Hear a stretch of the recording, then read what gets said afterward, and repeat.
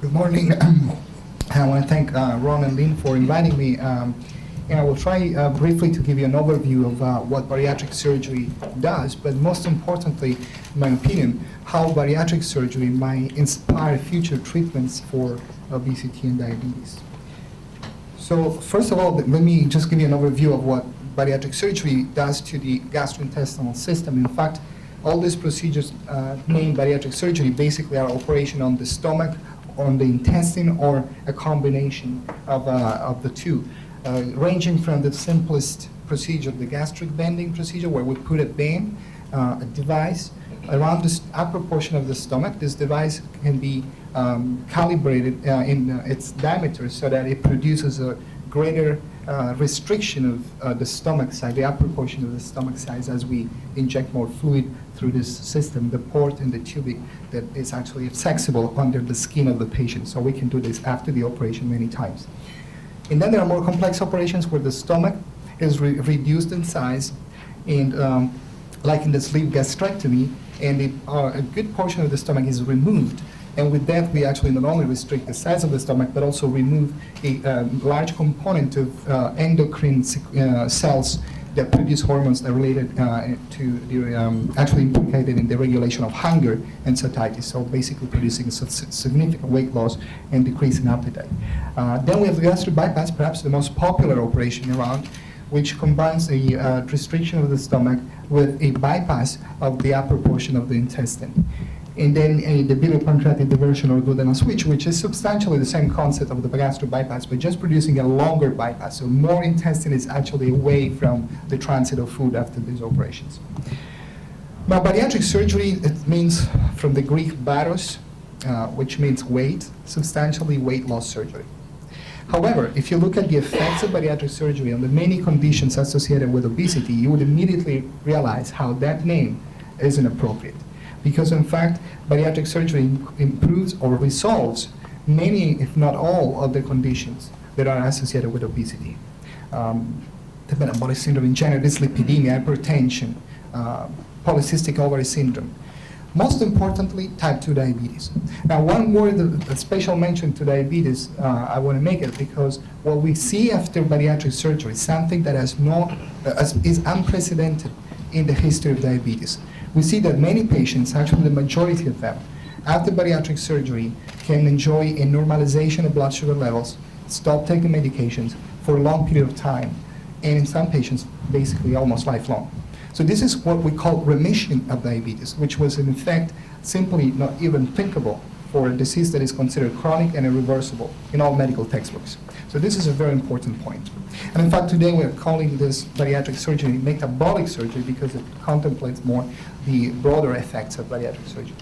This table very briefly to say that over the last few years, bariatric surgery has improved very much in terms of safety.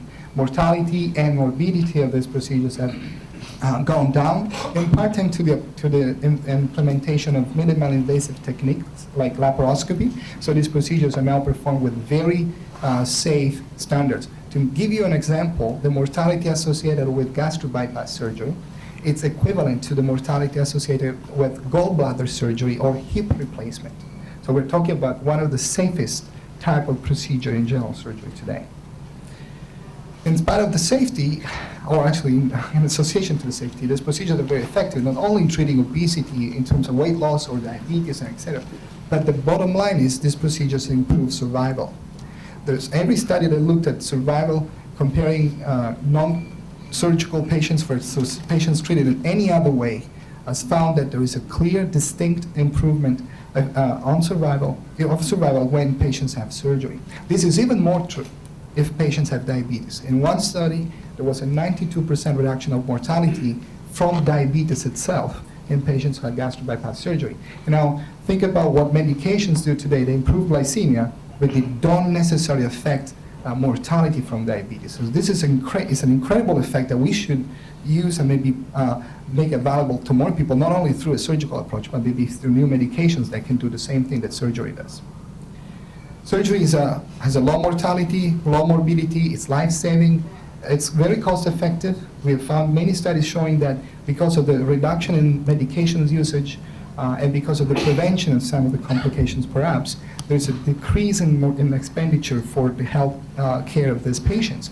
Now, in spite of these advantages, the use of surgery is very limited. In the United States, less than 2% of eligible patients have access to surgery. In the United Kingdom, if you consider the data from their population and what the NICE is, guidelines are, NICE is an organization that gives guidelines for bariatric surgery and in general for medicine. Basically, if England were to treat 1% of the patients who are eligible, they should do 10,000 operations per year. In 2009, they only did 3,000. So we're talking about 0.6% of the eligible patients. Why this is happening is certainly not because only of insurance coverage, but also because of problems with cultural and misconceptions. The International Diabetes Federation felt that the benefits of surgery are so compelling and the use is so limited that there was a need for a position statement to clearly state that this is not something that should be considered as a last resort, but particularly in the setting of diabetes, should be given more consideration and considered a normal and standard approach for treating diabetes. Now, don't underestimate this statement, because this is one of the most historical statements in medicine, in my opinion, because for the first time introduces the idea that you can treat diabetes with not just drugs and lifestyle, but also with an intervention. So this is really an important point. Finally, two things only I want to underscore that I think introduce the concept that will be discussed more in details by the next speakers. Why an effective treatment like bariatric surgery, or any treatment in general, is so underutilized when it comes to treat obesity and diabetes. I think in particular for obesity, this is a problem that comes not just because of lack of insurance coverage, but because of cultural misconception. Look at what happens when we look at lung cancer. We all know that smoking is a risk factor. But when a patient develops lung cancer, nobody would ever dream that it's enough to stop smoking and the cancer goes away, right? So we do accept that for whatever cause lung cancer, there was a behavioral issue there maybe. Yet you need to treat this condition aggressively. So surgery, radiotherapy, chemotherapy, they're all acceptable treatments. When it comes to obesity, we make a conceptual mistake. We think that because it's associated with sedentary lifestyle and poor diet, it's enough to remove those issues, so modify the lifestyle, and then you can cure obesity. But we don't understand that there is a biology behind it that's not allow that to happen when the disease is fully developed. And also, we don't make a big difference between risk factors and disease state. In fact, obesity is a disease state. So with that conception in mind, everything becomes controversial. It's more difficult to accept surgery, and also it's more difficult to accept any drug.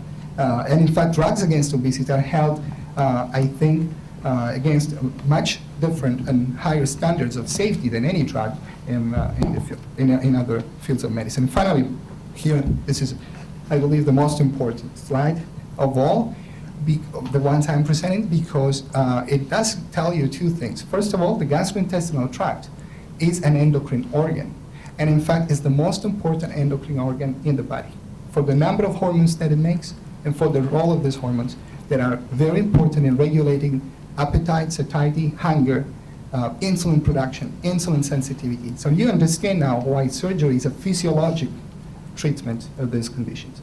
But also you can understand what opportunities there are there, because if you can figure out exactly how surgery modifies this physiology, you can mimic that effect by new drugs. So it provides potential targets.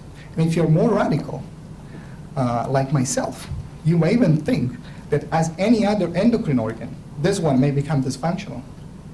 It would be the only exception to the rule if it didn't. And if it does become dysfunctional, you would predict that a dysfunction in this physiology will lead to problems with body weight regulation, insulin regulation, in other words, diabetes and obesity. So this might well be the missing link between obesity and diabetes, and explain the association between these two diseases, and provide an opportunity for new drugs, as I say, but also for devices that could do endoluminally in a more minimally invasive way exactly what surgery is doing with a more aggressive, if you will, approach. And I will stop at that.